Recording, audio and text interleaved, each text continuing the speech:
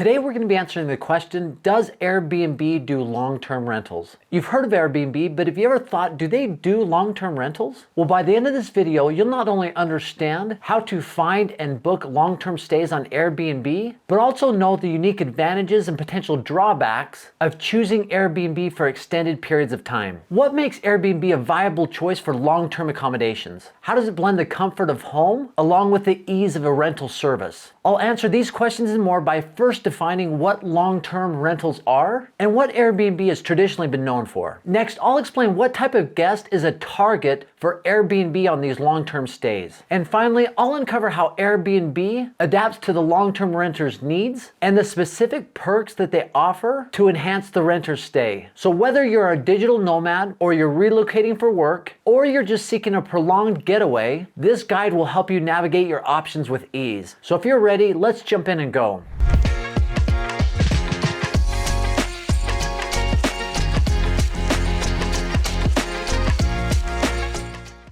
So traditionally, when people hear the word Airbnb, they are thinking all about short-term stays. And I would venture to guess, if you ask most people, what do you think about when you hear Airbnb? They're gonna say just that. It's someplace I look to go when I'm looking to go on vacation, a place I wanna stay for a short period of time. However, a little known fact that would be very important for you to know as a real estate investor is that Airbnb actually does do long-term stays. And just so we're on the same page, let's quickly define what a short-term rental is and what a long-term rental is. Now, a short-term rental is just that. It's a place where you go to stay for a short period of time, typically less than 28 days. And they're typically called short-term rentals or vacation rentals, but it's also synonymous with the term Airbnb. Most people call short-term rentals Airbnbs. That should tell you a little bit about how famous Airbnb is for short-term rentals. On the other hand, long-term rentals are typically meant to be something longer than 28 days, typically about 12 months or longer. However, when Airbnb first launched in 2007, its whole goal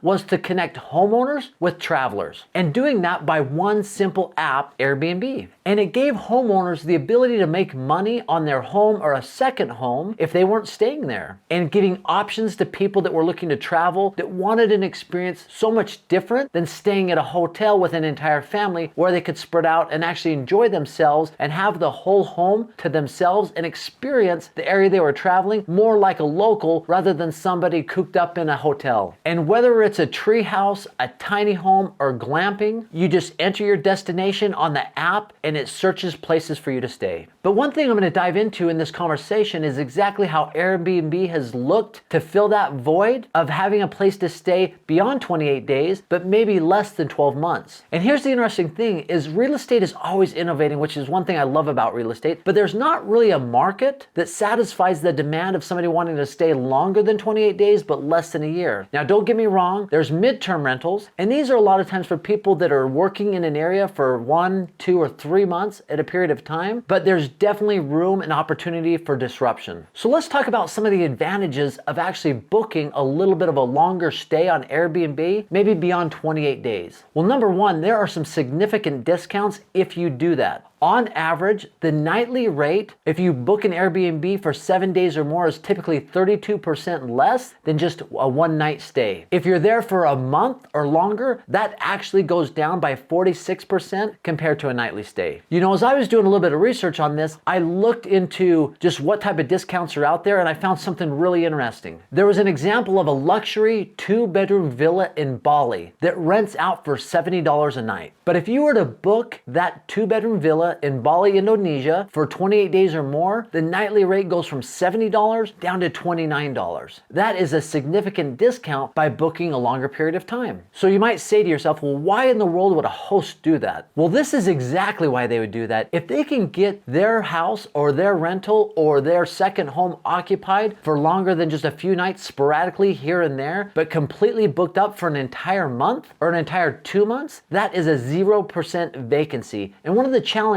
with short-term rentals or Airbnbs is that the vacancy rate in a lot of different cities is typically around 50, 60, 70% depending on where you're at. Now, there's gonna be places that have a much higher vacancy rate and those that have a much lower vacancy rate. But in most places, there's gonna be a 2-night stay here, a 4-night stay here, or a 7-night stay here, but there's a lot of gaps in between. So having somebody stay there every single night for 28 days or longer completely wipes out one of the metrics that can be concerning when you own a short short-term rental, thus giving you 0% vacancy, which means that every single night is filled up and you're getting money for your home every single night. So that's why there's significant discounts involved in that.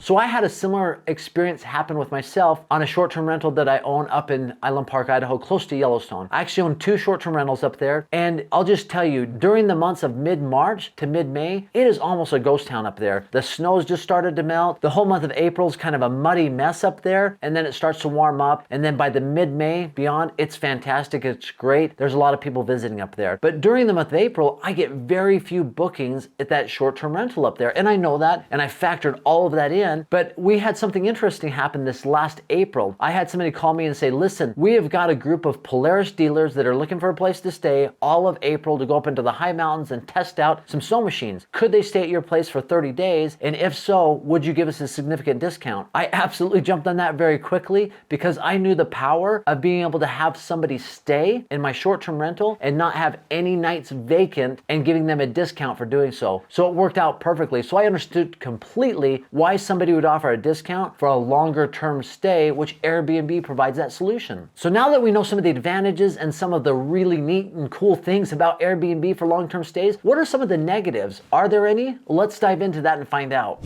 So the first thing is you're probably going to face stricter cancellation policies when you book for longer than 28 days. Depending on when you need to cancel, you might have a non-refundable payment. Now, traditionally with Airbnb, you can cancel all the way up until a few weeks before your stay, because with a long-term stay, they're blocking off a whole month of the calendar or longer. And if it's just 2 nights or 4 nights here and there, the ability for them to cancel 2 to 3 weeks before your arrival and filling that back up is so much greater than filling up 28 or longer days if you end up not staying there. So that's why there's going to be much stronger and stricter cancellation policies. And let's say that you booked a 2-month trip. Here's another disadvantage or negative for Airbnb as a long-term stay option. Let's say you got into your trip and all of a sudden something happened and you had to leave after day 15. Chances of you getting any money back from that is virtually impossible, because for the same reason I just explained, the ability for them to then fill up the next 45 days or even half of those days is going to be almost impossible because of the short time. They might get a short-term stay here, a short-term stay there, but overall, the ability for them to fill that up because you left is almost impossible, so a refund is probably not something you'll be able to receive.